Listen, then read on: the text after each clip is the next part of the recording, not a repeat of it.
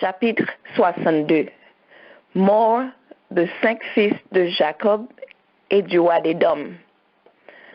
Cette même année-là, qui était la 79e de la descente d'Israël en Égypte, mourut dans ce pays Ruben, fils de Jacob, âgé de 125 ans, et il fut mis dans un cercueil et consigné à ses enfants.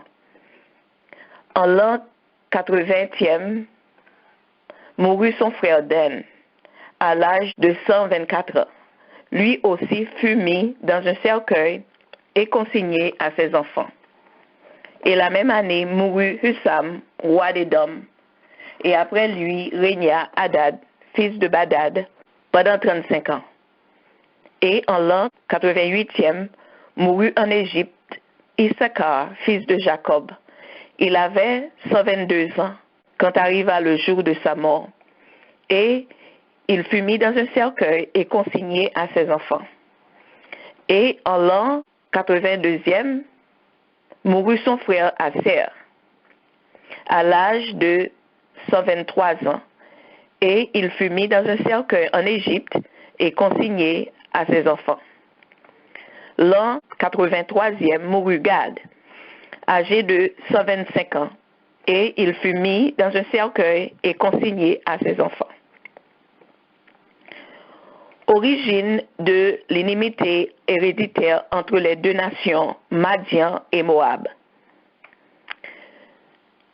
Or, en l'an 84e, Hadad, fils de Badad, roi d'Édom, qui était dans la 5e année de son règne, réunit tous les enfants d'Édom, au nombre 400 000 combattants, et il marcha contre les Moabites pour les soumettre à sa puissance et les rendre ses tributaires. Les enfants de Moab, en apprenant cette chose, eurent grand peur, et ils envoyèrent prier les enfants de Madian d'accourir à leur aide. Adam était déjà arrivé sur le territoire de Moab. Alors Moab et les enfants de Madian s'avancèrent à sa rencontre, et ils lui livrèrent bataille dans la campagne de Moab. Et il tomba du côté des enfants de Moab et de Madian des morts par milliers. Le combat s'aggrava principalement sur les enfants de Moab, et leurs mains s'affaiblirent. Et ils tournèrent le dos, abandonnant les enfants de Madian. Mais les enfants de Madian ne connaissaient pas la retraite de Moab. Et ils soutinrent avec fermeté un combat inégal.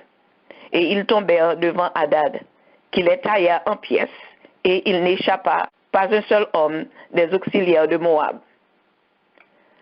Hadad, ayant réduit sous sa domination Moab, qui s'était soustrait au combat, lui imposa un tribut à payer d'année en année. Il s'en retourna ensuite dans son pays. Quelque temps après, les Madianites qui n'étaient pas sortis à la guerre apprirent que leurs frères avaient succombé dans la bataille contre Hadad par la faute des enfants de Moab qui les avaient abandonnés, afin de pourvoir à leur propre salut.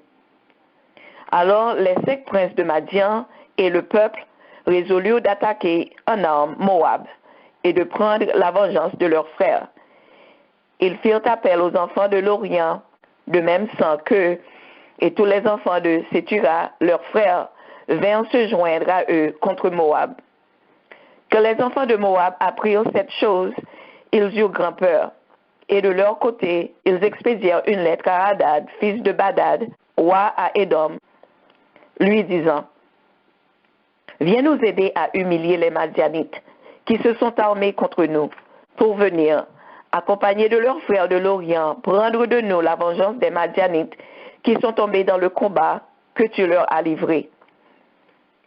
Et Hadad arriva dans le pays de Moab pour s'opposer aux Madianites, et la bataille devint opiniâtre dans la campagne de Moab.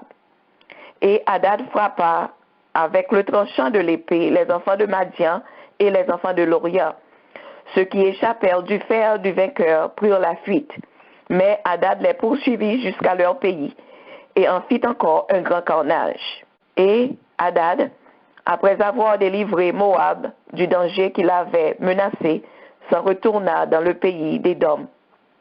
Depuis cette époque, il existe une haine implacable entre la nation de Madian et celle de Moab, au point que tout Madianite qui est rencontré dans le pays de Moab est mis à mort, et ainsi tout Moabite qui est rencontré dans le pays de Madian.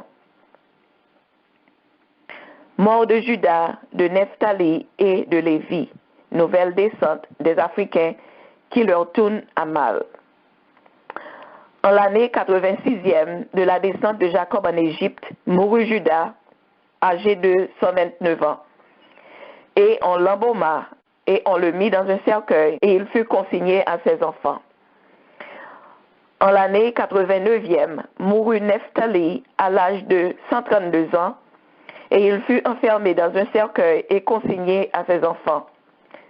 Dans la 13e année du règne de Sépho sur les enfants de Sétim, qui était l'année 91e de la descente de Jacob en Égypte, les Africains revinrent attaquer le pays de Sétim pour le piller comme par les temps passés. Il y avait 13 ans qu'il n'avait reparu sur ses rivages, mais Sépho, fils d'Éliphaz, s'avança contre eux avec une partie de son armée, et il en fit un grand carnage.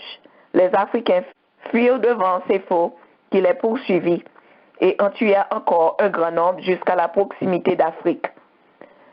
Aïnias en éprouva une haine violente contre Sépho, mais il le craignait pendant longtemps.